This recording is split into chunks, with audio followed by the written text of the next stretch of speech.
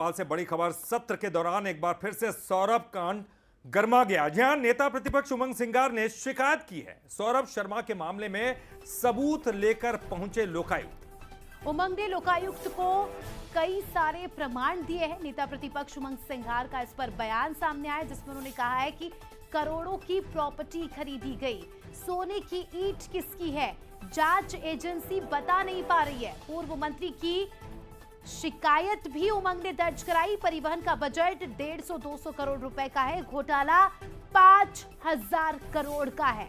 लोकायुक्त ने दिया जांच करने का आश्वासन, जनता के पैसों का हिसाब मिलना चाहिए, उमंग सिंगार का कहना है। क्या कुछ कह रहे हैं, सुनवाएंगे।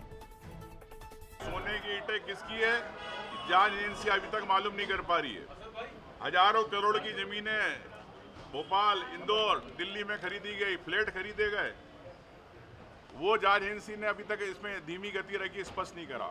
मैं प्रमाण माननीय लोकायुक्त महोदय को दिया है, किस प्रकार से जमीनों में हेराफेरी हुई है, किस प्रकार से आपने चुनाव के घोषणा पत्र में 150 करोड़ से ज़्यादा की संपत्ति छुपाई, आप ये भी जानकारी दी है। साथ में जितने संजय श्रीवास्तव, संजय डांडे या अन्य जो भी है, इन सबके प्रमाण के साथ कागज़ दिए। माननीय लोकायुक्त महोदय ने इस पर जांच करने का आश्वासन दिया।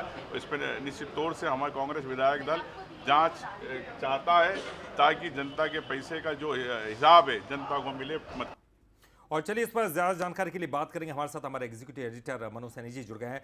मनोज जी, लगातार जो ये मामला सुर्खियों में रहा, लेकिन सत्र के दौरान एक बार फिर गर्माता हुआ नजर आ रहा है।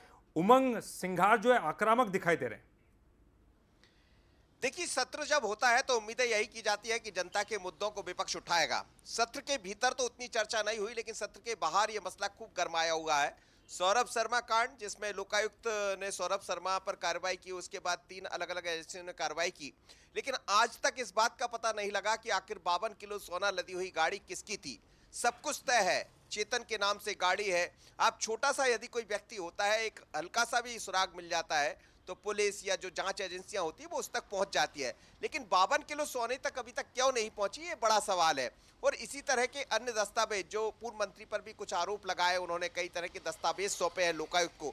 और लोकायुक्त को पहले भी कुछ दिन पहले एक प्रेस कॉन्फ्रेंस के जरिए उन्होंने कहा था कि जल्दी मैं पूरे मामले की जांच के लिए दस्तावेज लोकायुक्त को सौंपने वाला हूं। तो आज विधानसभा से निकले उमंग सिंगार, उनके साथ कांग्रेस के तमाम सारे विधायक थे, और एक बड़ा जिससे कहें चिट्ठा कहें, उसको दस्तावेज कहें, बड़ी तादाद में दस्तावेज सौंपे, जिसमें जमीनों की अवैध खरीदी की गई है, बेनामी संपत्ति, कई पूर्व अधिकारी जैसे संजय श्रीवास्तव है, डांडे हैं, इन सब का नाम भी लिया है उन्होंने, बाकायदा लोकायुक्त को नाम लिखित में दर्ज करा है।